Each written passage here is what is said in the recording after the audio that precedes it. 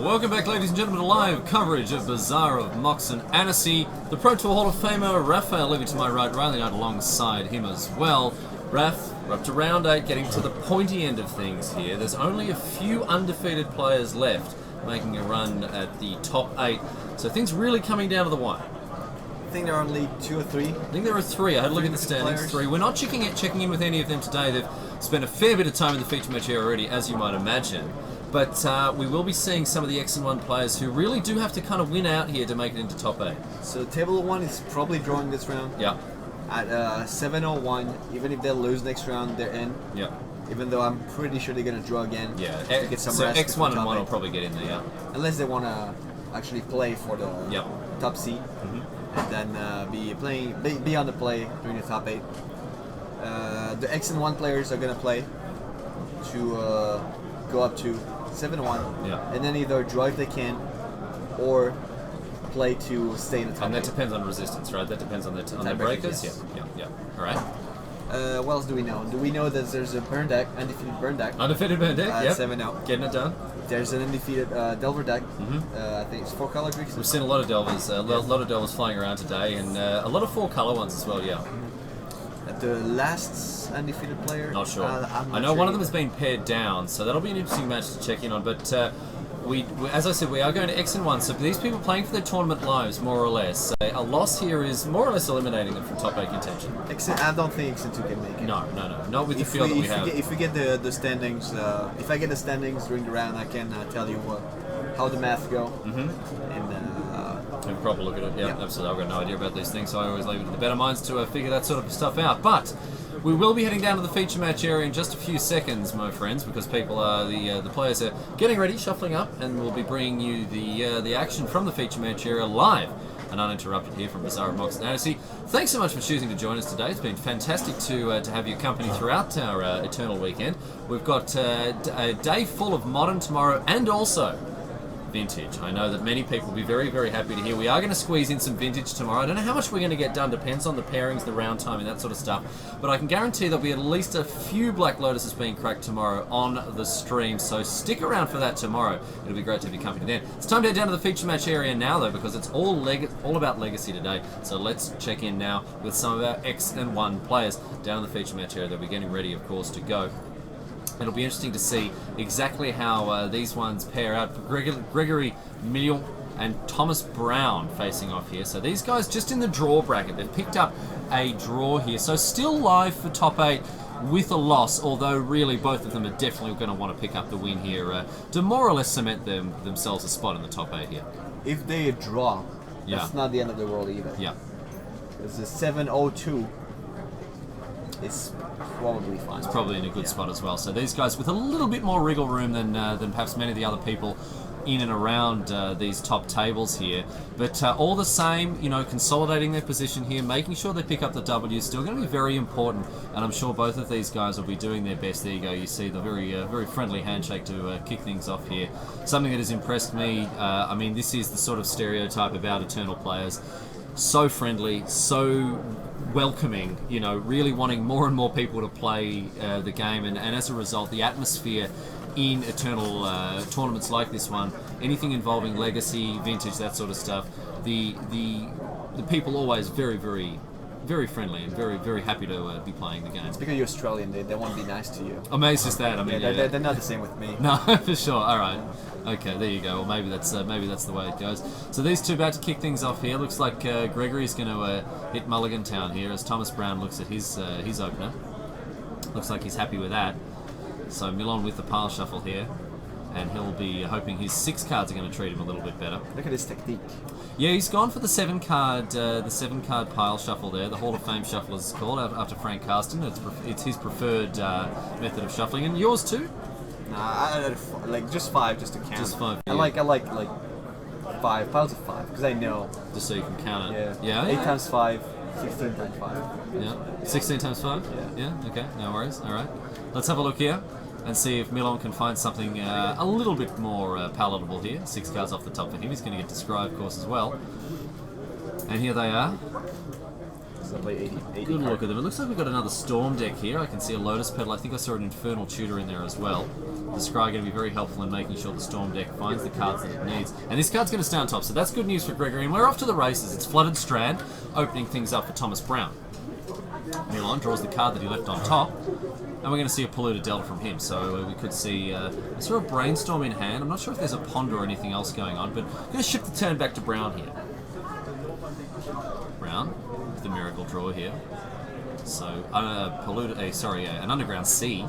Thomas Brown's second card here. Looks like this might be Shardless Bug. I certainly saw a Maelstrom Pulse in there, so we definitely are playing at least the Sultai colours, maybe more. So now we see, it's probably Shardless Bug. I think it's Shardless Bug. We saw, I saw Strix. in there. I saw 2 Jaces as well. We've already had Shardless Bug on camera this weekend, Raph, and really a deck that's very close to my heart. Certainly the only deck that I can only very mildly competently pilot in Legacy. So something that I'm a big fan of. Really interesting to see the way the flex slots in this deck and the different ways that people choose to approach it. Because there, I would say there's anywhere between sort of 10 and 12 card slots that are up for grabs. Here's Ponder. Thomas Brown with no objections there. Cabal Therapy.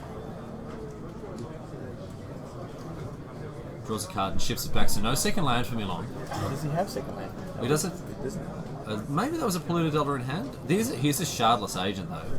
This is fantastic stuff here. Huge fan of the Agent. Thomas Brown going to fetch out maybe a Bayou here. Yeah, Bayou. Going to want double black in case we draw a Liliana of the Veil. Liliana of the Veil, of course, and also don't forget about the Him to Turak. Yeah. Him to Turak, also very important. So Brown with the good access to all his colours. Let's see what we can get off this Cascade here. And it's Ancestral Vision, and that is exactly what the Doctor ordered. Yes, please. Yes, please, indeed. Says Thomas Brown. Please and thank you. Going to shuffle up those cards from the Cascade, of course. Revealing Toxic Deluge and 2 lands. I'm pretty sure it's not going to matter too much. No. Drawing 3 cards off the top. Here they come. 1, 2, and 3. Very, very happy to see that. It's a sort of super Muldrifter here. I'm waiting with bated breath to see if that Shardless Agent is put in front of Thomas Brown's lands. Oh, it doesn't look like it's going to be. That is an awkward situation for us here now with the old lands before spells of Thomas Brown. Not a fan of that. But it is. It looks like another Toxic Deluge in the bin here. So Brown may know that is not a card that he needs here. It is a Brainstorm. Milan happy to have that after playing a Polluted Delta. I like the way he shuffled after he brainstormed. Yeah, I was about to make a comment about that. The old hand over hand shuffle there, a very interesting way to hide that information there. And we're going to see Polluted Delta fetch away some of those unwanted cards.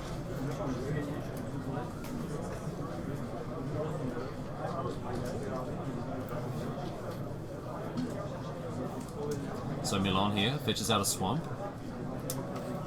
Interesting that he is going for the Swamp. What's the reason there for searching out basics? He doesn't want to get wastelanded. Mm-hmm. If he gets wastelanded, the Underground Sea, then he doesn't have access to black anymore. Yeah. And he doesn't really need the second blue. Cabal Therapy. Not sure what was named here as we have a look. I'm pretty sure it was Force of Will.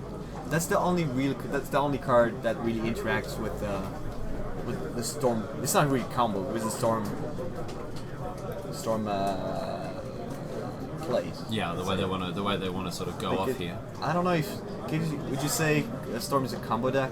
Absolutely. Yeah, okay. Absolutely, yeah, and it's I think Shardless Bug is said to not have much game against combo in game one, at least, so so it'll be interesting to see now if here we've got another Ritual.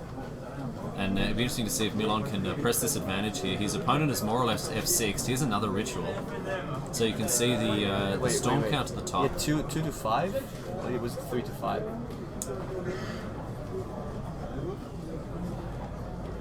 So it's Ritual, so that's 3. Here's another 4, Ritual 5, here. 6, 7, 8.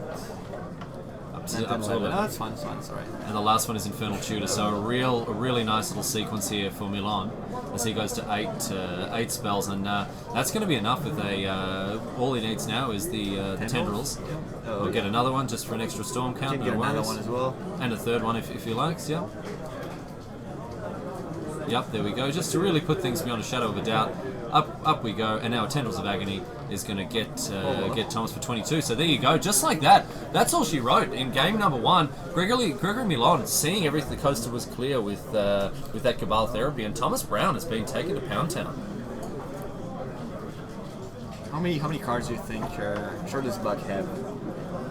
It depends. The sideboards really, they do change a lot. They tend to have a lot of discard spells. You know, the Thought Seizers, Duresses come in, stuff like that. Surgical Extraction can be useful in some instances, but you know, stuff like these black hand disruption spells are going to be really key for Thomas Brown moving into game number 2.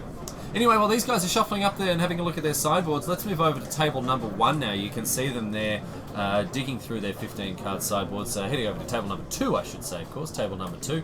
And let's have a look at what's going on our backup match. Looks like we've got looks like I would say they're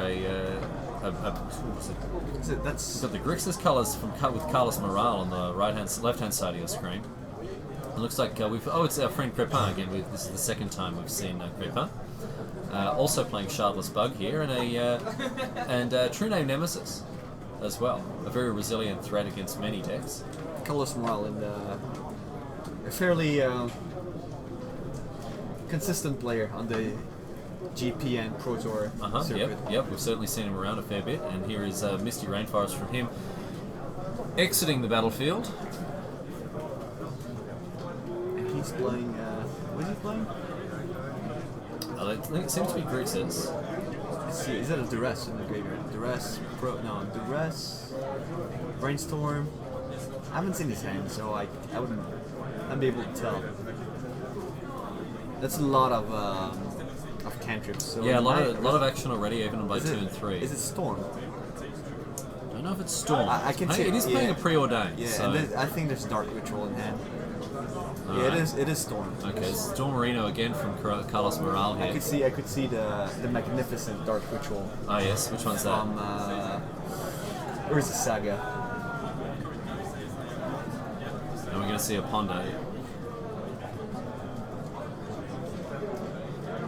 So Krep, once again, we see the Shardless Bug player sort of at the mercy of the Storm deck, kind of just sitting there and hoping things don't go south too quickly here. But Carlos Morale seems to have cantripped and sort of set up his draws well enough that he may be in a position to execute the kill. We'll see, however, how things pan out. Drawing a card from the Ponder, of course, and there's that Nauseam as well. So Dark Ritual. I love this picture. Yeah. There it is, the Dark Ritual. The aforepromised Dark Ritual. Operation table. And we've got a Duress now. So this Duress a little bit less pleasing to the eye. It is, of course, the Duress from Dragons of Tarkia. So he chooses to play Duress over Cabal Therapy. It's an interesting choice. People usually play more Cabal Therapy. Yeah, to strip out all the copies of Force of Will here. But Duress, no, it's not a bad idea. I like the Duress. Oh, and look at that. There's the Force of Will. And that, I imagine, is going to hit the bin straight away. Both of these guys, you notice, also on 6-0-1. So quite a number of players have picked up a draw here. Force of Will's going to go away, clearing the way for Carlos Morale to start to go off. And here we see the power of the discard spells in Storm. You know, Krep would have been very, very happy to have that Force of Will against an opponent playing Storm, but Cabal Therapy and Duress clearing the way very handily for Storm players. Tampa's Dark Ritual. Mismatched Dark Rituals here, which isn't great to see from Carlos Morale. Also tapping his lands to the left, which is always something I find rather perplexing. Very relevant pieces of information. Absolutely, and this is why people tune in only really to hear the most important things. Here's Cabal Ritual. That's going to give a huge boost of mana to Morale here. About 3. Yeah. Adding 5 thanks to Threshold, and the Storm count goes up to 6. Here's an Ad Nauseam. So this is going to be great for Morale. His opponent has F6, and with 17 life, Morale's going to draw a stack of cards here. Let's see just how many. So it's 7 cards. Yeah, seven spells. Seven spells. I was going to say, count 7. I reckon probably at least count 12. 7. How many are we going to get? What do you reckon?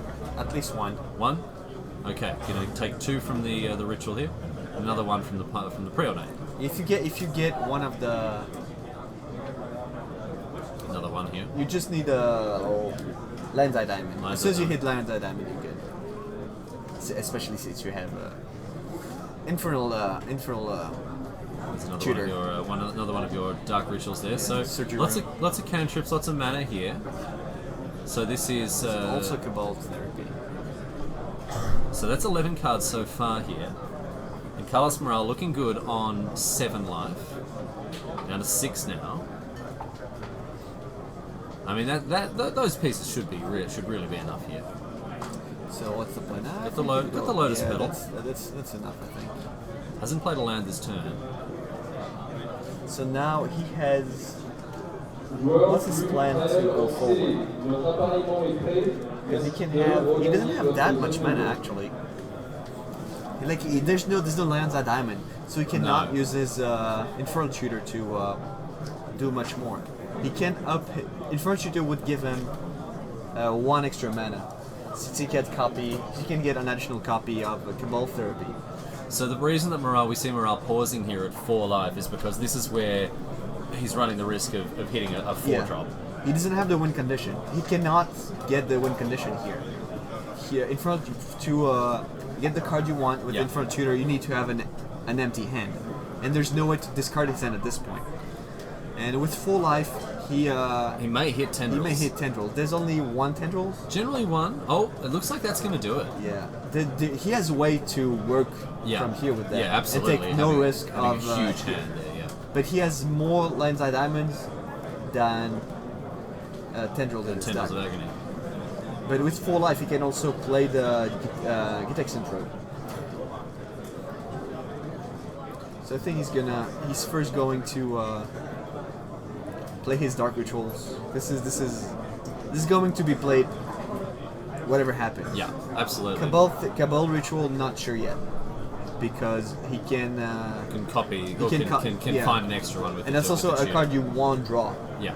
You don't want right now if you play Ponder or Brainstorm, you don't want to hit the Cabal Ritual. Yeah, for sure. So you might want to get another one. I think we might see this happen right now as we see Infernal Tutor brought to the front of Carlos Morale's hand.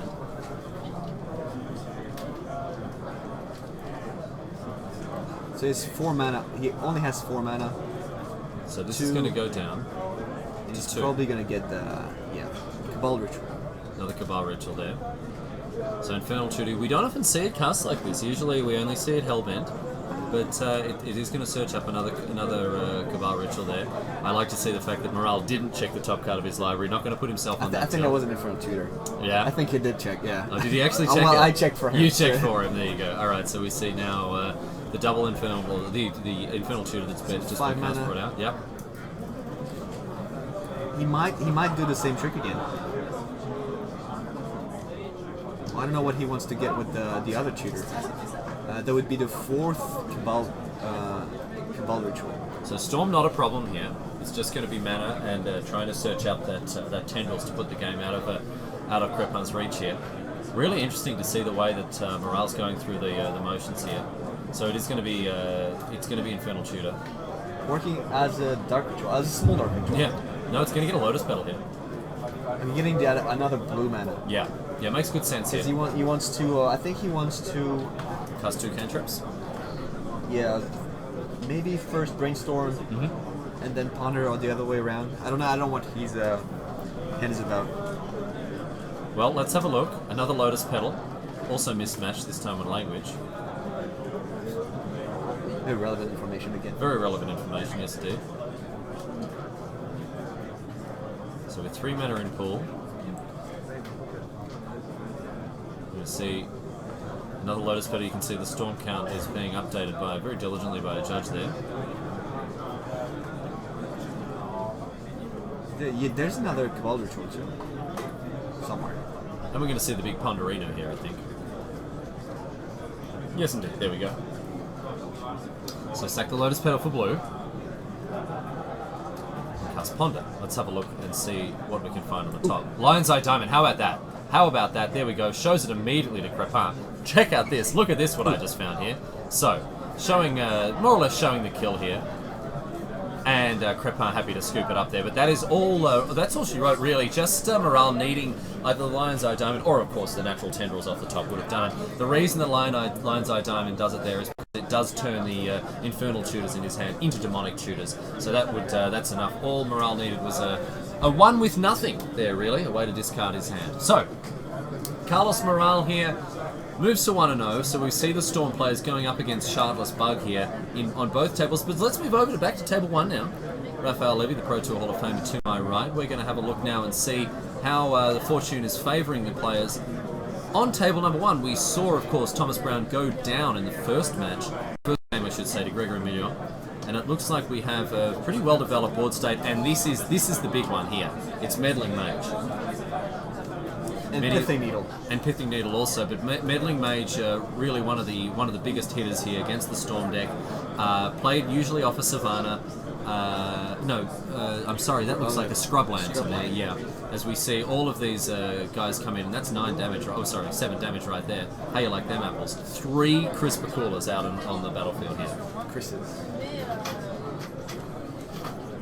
So really good stuff there from Brown. I know the white splash is more or less just for matchups like this where Meddling Mage is such an issue. You can see there the new version. Bum bum. Remy giving us the wink from the producer's desk. He knew exactly what he was doing when he picked that art. There we go. But this is of course the Shards of Alara Meddling Mage. Really, very, very strong indeed. There we go. There he is. There's Chris. There's old mate Chris.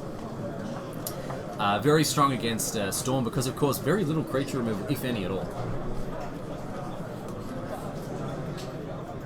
And the Pithing Needle is calling Potent Delta. Is it?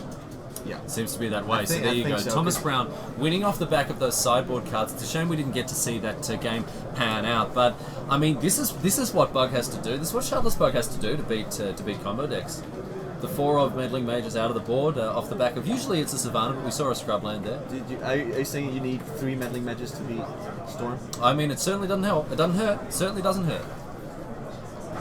Nope, bring Milan, just check this out. This one? Have a look at this one. It's a foil. Check out my foil ad nauseum. So good, right? You want some of these? So good, right? Well, we're going to check out as soon as one of these games gets going. We'll start off once again. Interesting to see the different textures that the 2 matches have here in terms of pre and post sideboard. Because again, Shardless Bug, a deck that's touted as just not having a game 1 against combo decks, and we certainly saw that on both sides of the table. Well, Storm is designed to win game 1. Yeah. Like, there are very few decks that...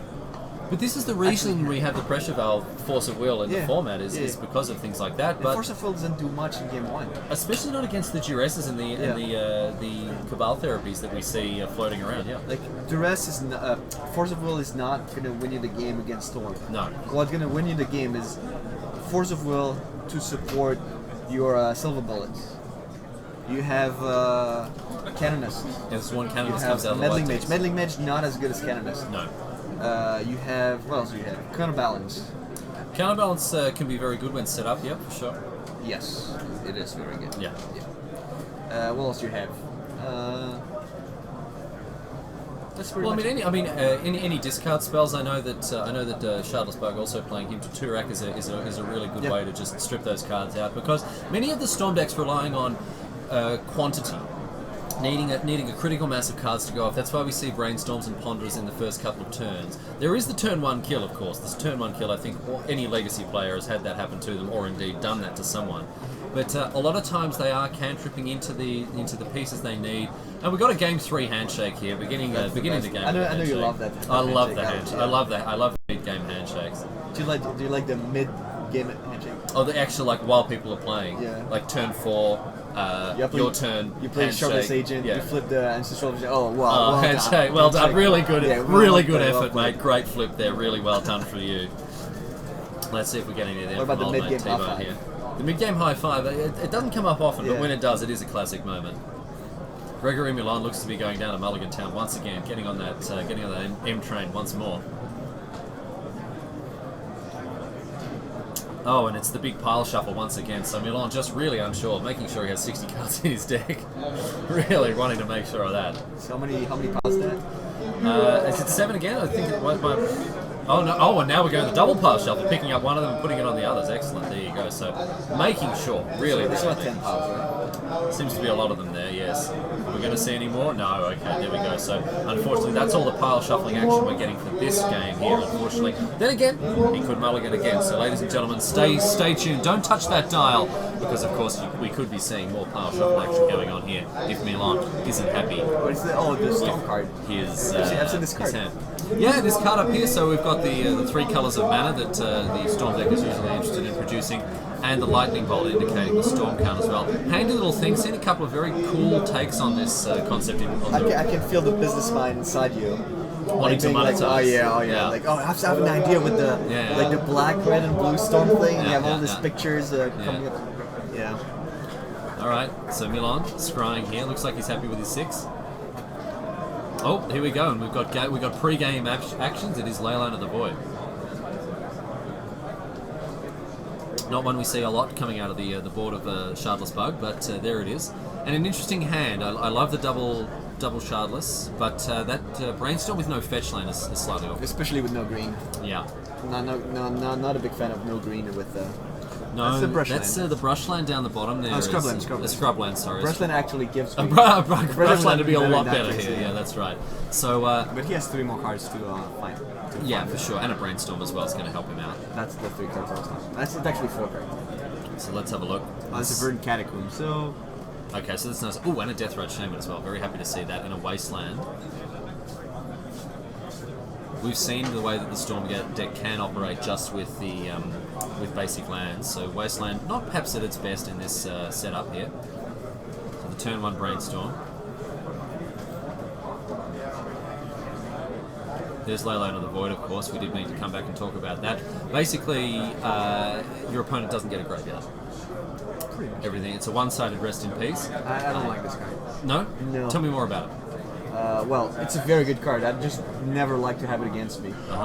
Because it feels like when you play a deck that's very vulnerable to this card, they always have it. They always have it. And when you play this card, it's always terrible. Always terrible. It's like Days, You never have it in your hand. No, and you just draw it on turn 2. And then you never cast it. Yeah, absolutely. Of course, I can sympathise with you there. It's always good against. It's always good against you. It's never good when you play it.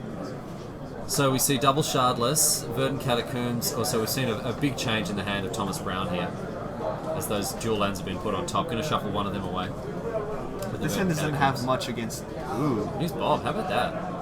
This is what Storm can do. Of course, people take out all the removal, that sort of stuff. Don't worry about it so much. And Bob's a really nice play on turn 2 to make sure that the hymns to Turak, these sorts of things, that the other disruptive spells are sort of mitigated at least a little bit. In Miracles, I usually keep the Terminuses. Yeah. Termini. Termini. Terminini is exactly it, yeah. Against especially to either kill the Bobs, or kill the tokens. Yeah, the empty so you never really without answers against creatures. His Deathrite Shaman and a Wasteland taking care of one of those black-bordered underground seas here. Draw a Polluted Delta off the Bob though, no worries, says Milan. Takes 0. So the price of greatness isn't so high just yet. And Deathrite Shaman, a nice one for Brown as well. Set him up to play a Shardless Agent next turn, should he so choose. Oh, and here's Bob number 2. How about that? He's already on 13. Yeah. Because of the probes. Double probe. That's so right. Maybe the ley lines might be bad here, because it might not have enough fuel to to fire the black ability of the Deathrite Shaman. Oh yeah, right. Well, I don't know. That might come up. Man, yeah, but wanting to drain the opponent out with the Deathrite Shaman going to be a little bit more difficult, seeing as all of those things are exiled. But all the same, here's a we're going to see now a Shardless Agent. He has a green mana, so So Shardless Agent. Let's see what we can hit here. It's going to be Meddling Mage. That's a nice one. That's a really nice one. What do you name with that? Just off the top, straight away. Tendrils? Nah, probably not. Oh, I don't know if Tendrils. I think it's just Tendrils. Is it? Well, unless, I mean, are they going for that empty? Are they going to play Empty the Warrens? Otherwise, you could name the wrong Ritual. They might I think Dark Ritual might be the call. Yeah? Like, with a Dark Ritual, it's going to be very hard. That's true. Yeah, the Cabal Ritual only really good if... Like, Tendrils not... Like, a Ritual also... kind of slows the empty the warrants as well. You can't really have a million tokens if you can't play Dark Ritual. All right, fair point. And it feels like it. I don't know if it's the right call, but well, maybe we can find out exactly what was named there with the meddling mage. We might be able to find out what it is. And Dark Ritual. There you go. No uncertain terms. So nice one there. That's why you're in the Hall of Fame, and I'm just a scrub who doesn't know how to bang two sticks together. How about that? That's probably right. I think that's probably got something to do with it. Yeah. I might be wrong though. I don't know. He played it. He might just lose to I don't know something else. Well, I think the thing that Brown has to worry about now is these bobs, because of course they're hitting for 4 as well, and generally the curve that Milan has is very, very low indeed. So 3 cards a turn is. I think he has like three lands like that. In hand. Yeah. Oh jeez. Okay, in come the bobs. 2 bobs. Infernal Tutor, Revealing Lion's Eye Diamond. We're definitely going to be another one here. Yeah. Mate, you got. What? Hey, what are you doing, buddy? Okay, all right, just showing the cards. Hey, dude, check out these sweet cards I got. It's the meeting with the Bobs. Yeah. You know who the Bobs are. Have you seen Office Space? I have. Oh yeah, meeting with the Bobs. The Bobs. Yeah. The Bobs. Yeah. So Brown choosing not to block here, as we see. Oh, look at this. Gregory Milan putting the 1 on the storm counter here. Number 2. Hey, he's gonna get tendrils and win. Number 3.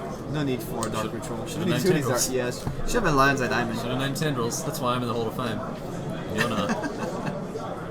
And here is the Cabal Ritual. 7 spell is good enough. Yeah. And here is his tendrils. Oh, sorry. Here's effectively. So in response, discard my hand. He does have the Dark Ritual in hand, so that was it did blank one of them. So crack. Yeah, lots and lots of black mana.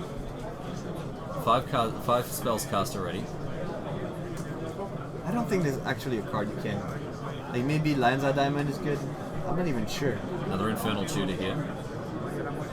Well, Lion's Eye Diamond would have been pretty tight just there. Would have been pretty tight. Would have been very good. No, but I just would have. I straight up would have named tendrils just because. Maybe just because I'm bad, but that's the card that kills you. Yeah, and there it is, Tendrils of Agony, and a handshake from Thomas Brown. So unfortunately for him, and for Shardless Bug players everywhere, Storm, the Menace, is getting up once again, moving to 7-0-1. So Gregory Milan, we might be seeing him in the top 8. Yeah, even with a loss, I think he's in. Yeah. He might be in, yeah. Thomas Brown also now going to have to really, has his work cut out for him, going to have to dig deep if he wants to find his way. An unfortunate matchup for him now. But we can head over to table number 2 if these guys are still going. It seems like they are on the other side there. So we get another look at this matchup as the players on your screen sort of digest exactly what happened there. Of course, both of these players still in it to win it. All the way, baby, rock and roll. But right now, Carlos Morale and Philippe Crepin. So we've got double Shardless here. See, Meddling Mage, I don't know. Meddling Mage is also a card I'm not. Meddling Mage, Element of the Void. Yeah. All cards are not that great. No. Like they're a little bit good, but they just don't put the nail in the coffin. Okay, so what are you looking for here out of the board of the Shardless Bug deck? Well, Canonist is definitely not very good. Actually, it might be good. Yeah. Canonist, can you? Yeah, you can cast Canonist with Shardless Agent. Yeah. What's the take on Canonist? It's if a player has cast an artifact spell, can only play a non-artifact spell. Yeah. They can play basically. You can play as many artifact spells as you want, Yeah. but you can only play one non-artifact spell. So per it turn. would actually work. Yeah. So this card is just much better against Storm. Yeah. Than Meddling Mage, I'm not a big fan. Okay. Meddling Mage is very good against Meddling Mage Show and Tell. is It's that's okay. the thing. It's okay against Show and Tell. It is the standard technology. Even though Show and Tell has Pyroblast. Yeah. And it dies to Pyroblast, so not a big fan of Meddling Mage. I think we do see it in great numbers in the board of Shardless Bug decks. Usually the full 4. So obviously people are pretty content with that as their sort of silver bullet against these types of decks. But, I don't know. I don't like it. Yeah, well, there may be something to that, something to consider for Shardless Bug players moving forward. Brainstorm the play now for Carlos Morale.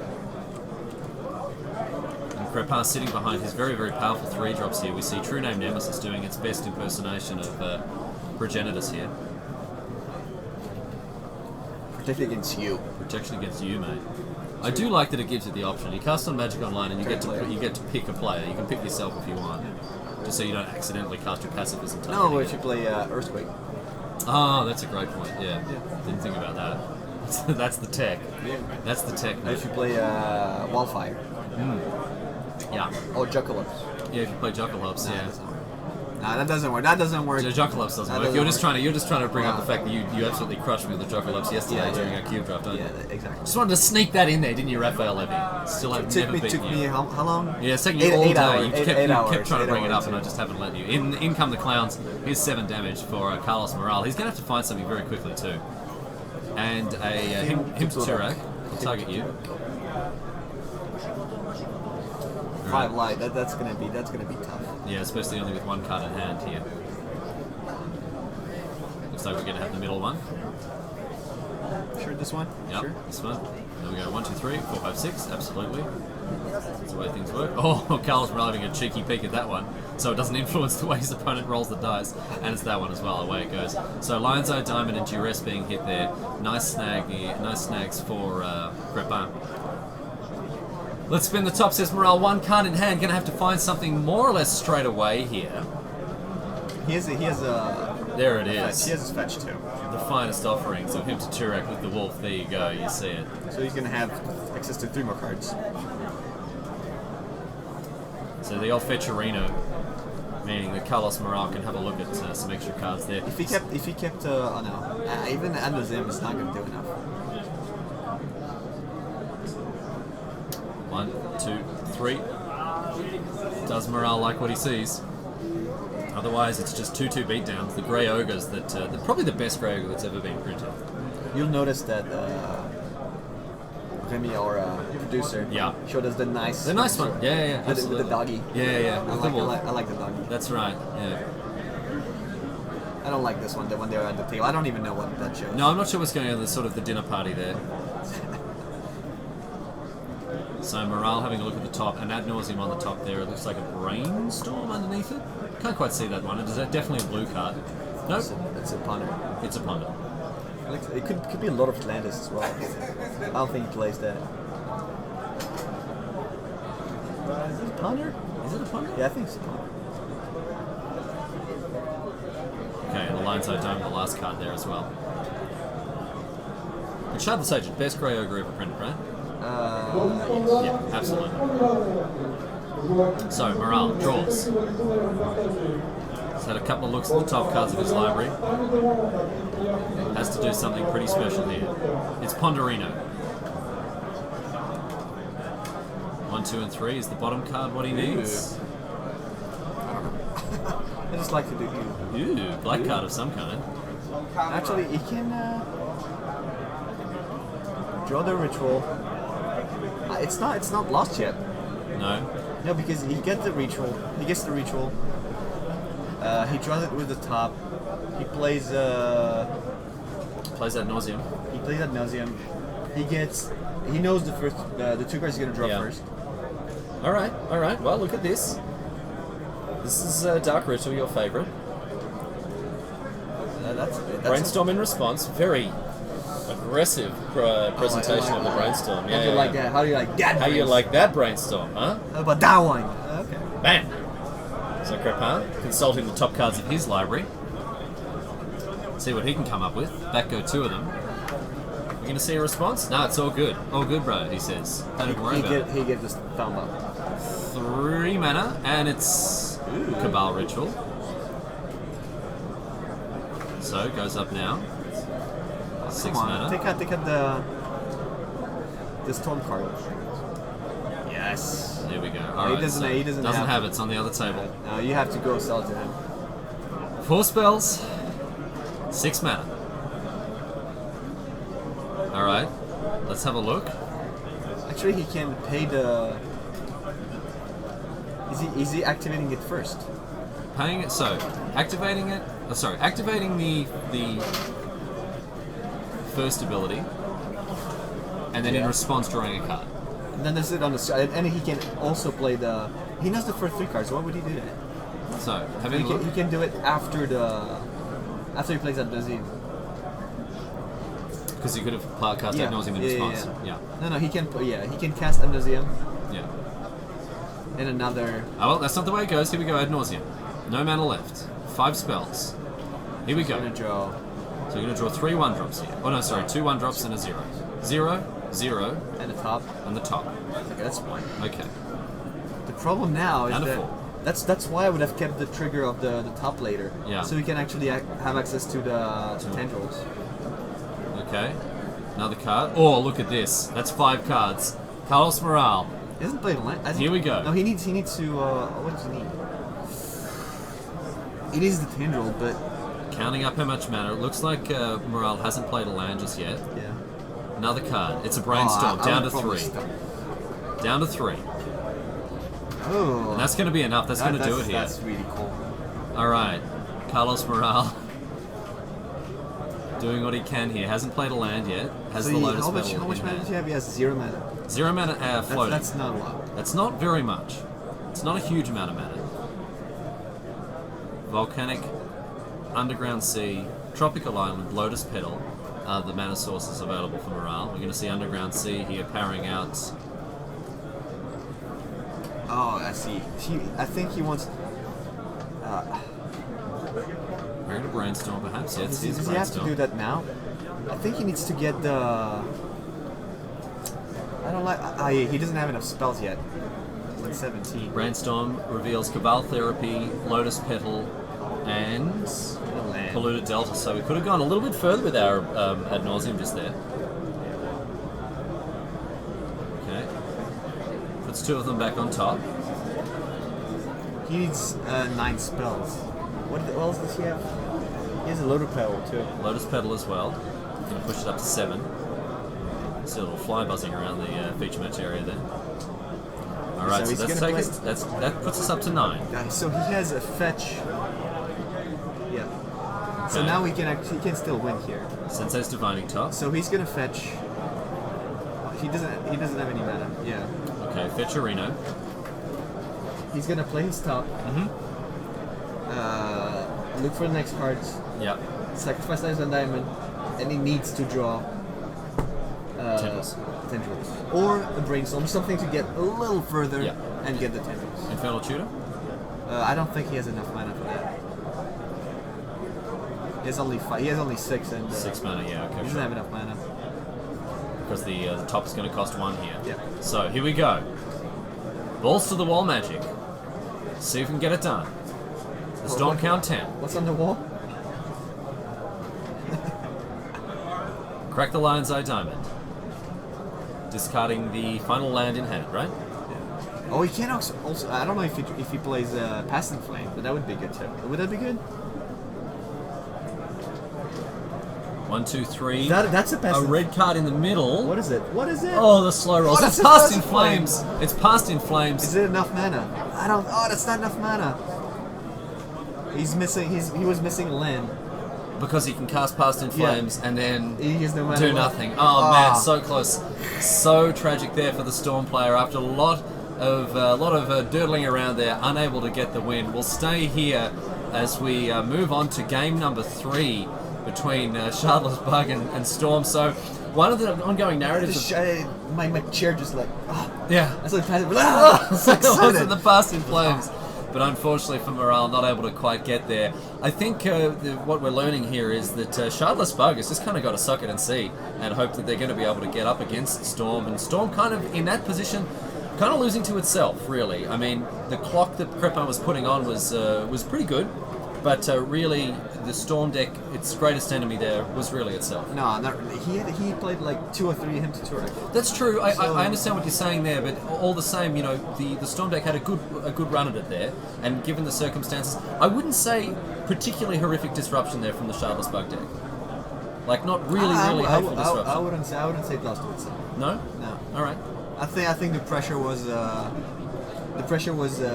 big enough. There was enough pressure. Yeah. And him to really like pushed. That last him to Turak there, a couple of extra cuts may have made all the difference there for Carlos Morales. So that last him to Turak that we saw may have been the thing that really did the work there. In any case, we are going to game number 3. I think we're going to have enough time to resolve. It's just over 7.5 minutes remaining. We'd like to thank you wherever you are around the world for continuing to join us here at Bazaar of Moxen, Annecy. It's been a great pleasure to bring you all sorts of eternal action this weekend, and the party don't stop till cops kick the door in, ladies and gentlemen.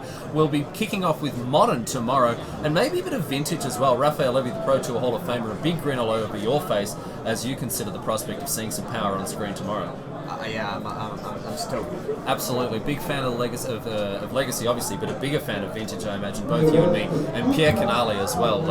I mean, he's a man who knows his way around a Black Lotus, so be very, very happy to see some of that tomorrow. Carlos Morales kicking things off. Very quick inter-game changeover there as we see Gataxian Probe starting things off with the Storm deck.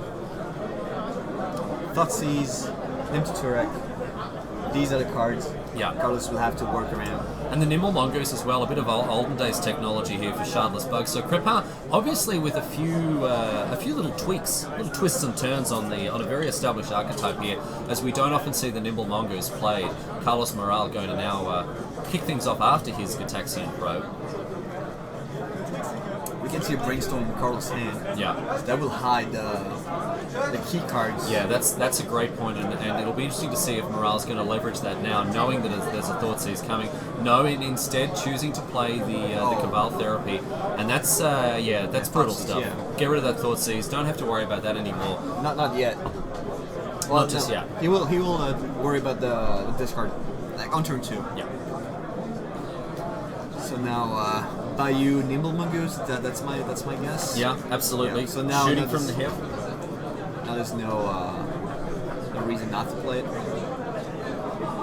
I think even with 5 minutes, we're gonna see an end to this game. Yeah, absolutely. I think we're in a position here to make sure we find a result. A Brainstorm here from Carlos Morales. He's gonna have to draw his cards a little bit quicker than that, however. That is very, very slow card drawing there. Duress. Oh, this is a Duress. That's a Duress, and a Tropical Island was also taken off the top there, in addition to another card. Looks like we're going to see the Trop and the Mystery card put back on top. Morale likes to look at his hand apart. Does he have from a that. way to cast the Duress here? Any fetch land will do it. We're Polluted Delta in hand as well, so Duress is going to be really good. Really nice one to snag that him to Turak. And all of a sudden, Krep is the one who finds himself on the wrong end of these discard spells, Raph Levy. Well, that's the way Storm deals with all the threats. Yeah.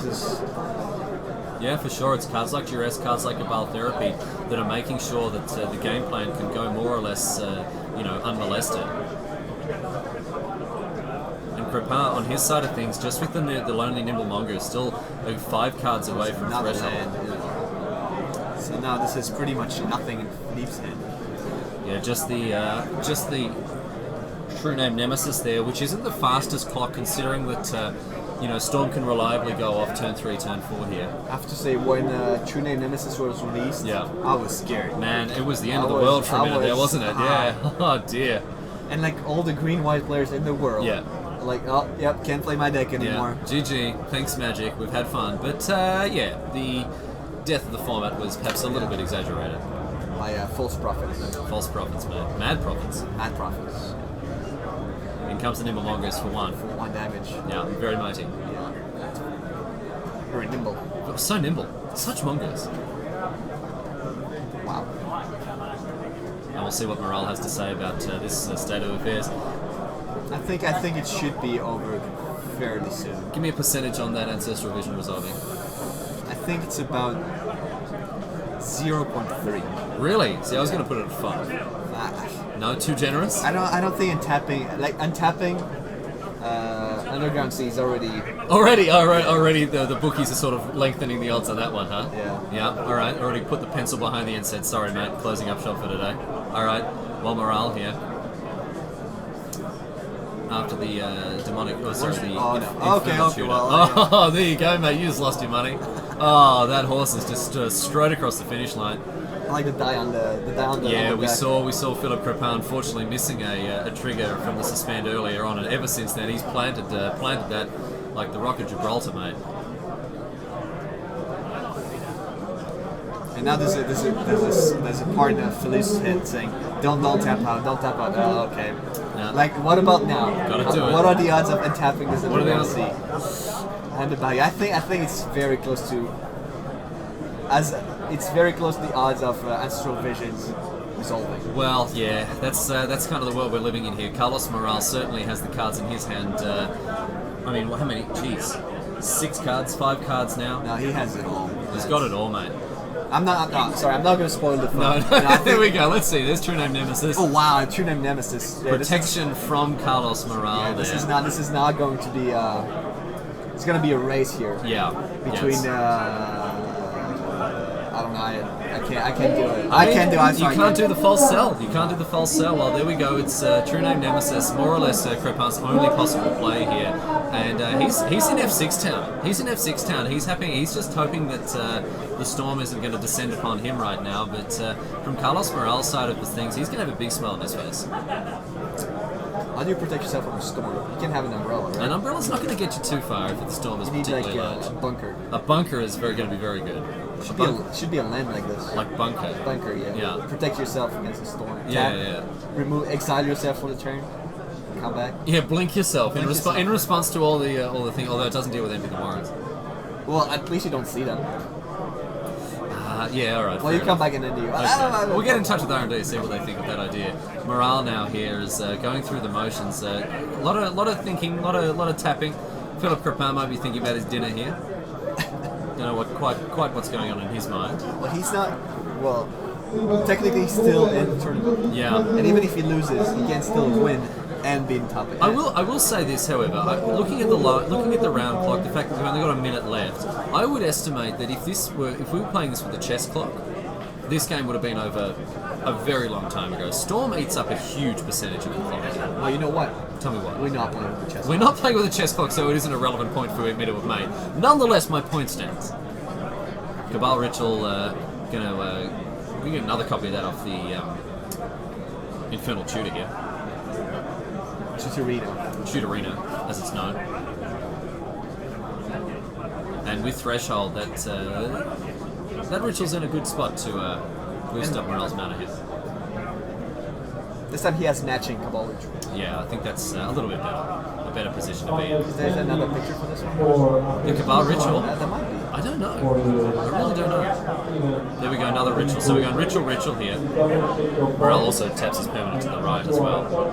All sorts of stuff going on. It lands in front of spells. All sorts of terrible stuff in our last match. Here's Lotus Petal. Storm count 5.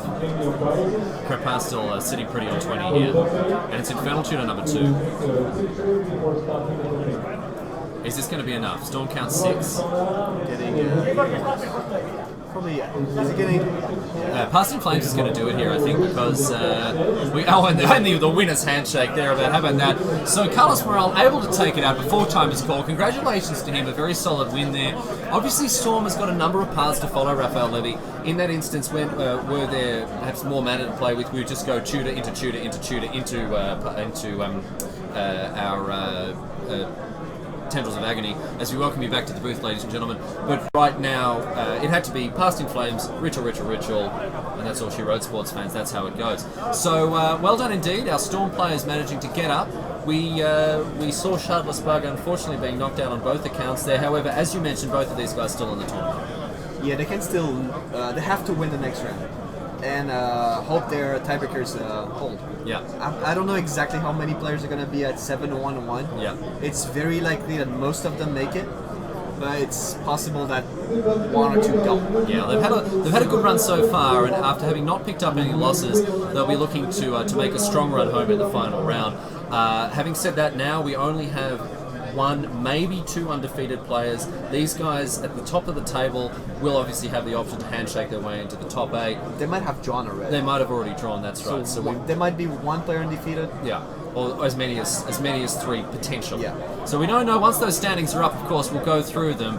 The man with the knowledge, of course, Pierre Canali, will be stepping in to take a hand of the tiller, as we head into the final round of Swiss here and formulate our top 8. Once again, thank you for joining us as we explore this format today. It's been fantastic to have your company. Riley Knight alongside Raphael Levy in the booth. We're going to step out for just a moment as the players square up for round number 9. We've been drafting the cube all day and all night, and we're very pleased to bring you another cube draft. So stick around for that. Before very much longer, I'll be back with Pierre Canali. We're looking forward to your company right here at Bazaar of Moxen, Annecy. Stick around, and we'll see you soon.